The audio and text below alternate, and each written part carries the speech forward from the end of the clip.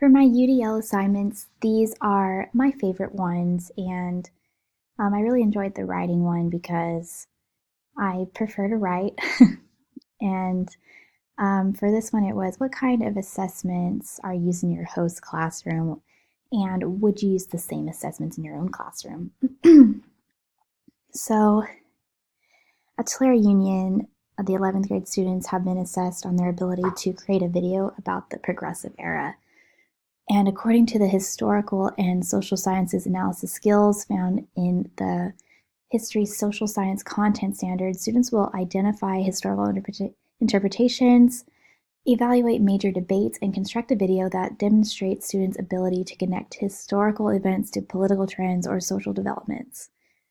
Mr. Range chose to assign this activity because it allows students to showcase their creativity as well as demonstrate their understanding of the context.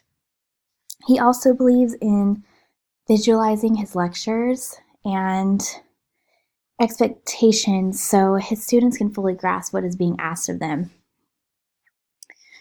So I applied figure 1.1 from our textbook, Connecting Teachers, Students, and Standards, and overall Mr. Range is utilizing the graphic organizer instructional method to address differentiated instruction, universal design, sheltered instruction, and multicultural education. So when asking students to create this personalized campaign video, it will scaffold the instruction to the product. So the teacher who relies on the use of visuals, it is reasonable to assume why he chose to do this assessment. Students can showcase their creativity and work on it in their own time. On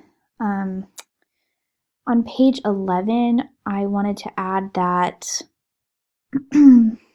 Volts even explains how doing stuff and doing homework individually can help students with their independent skills. And further on page 30, it is cooperative learning, and it connects the books, the journal articles, and videos with the students. And after watching this, I really enjoyed watching the students and observing their work.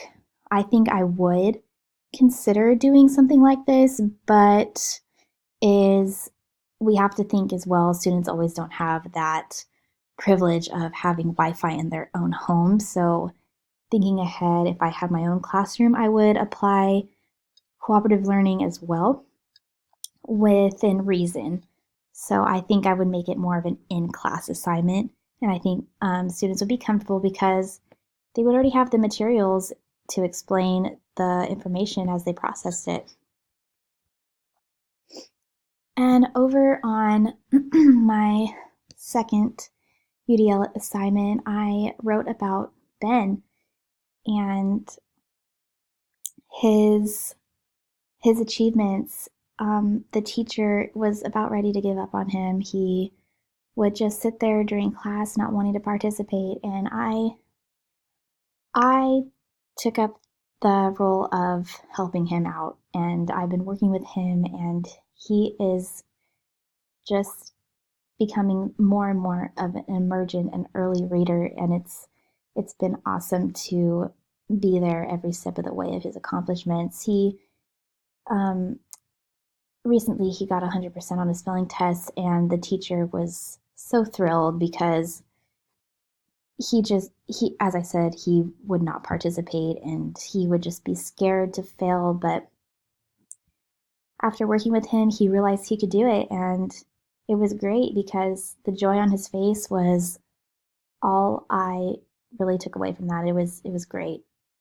He can do good things, and now he's so much more confident. Even this was back in maybe October, and now it's December, going to be January, and Ben is going to be an amazing reader and an amazing contribution to his classrooms each year.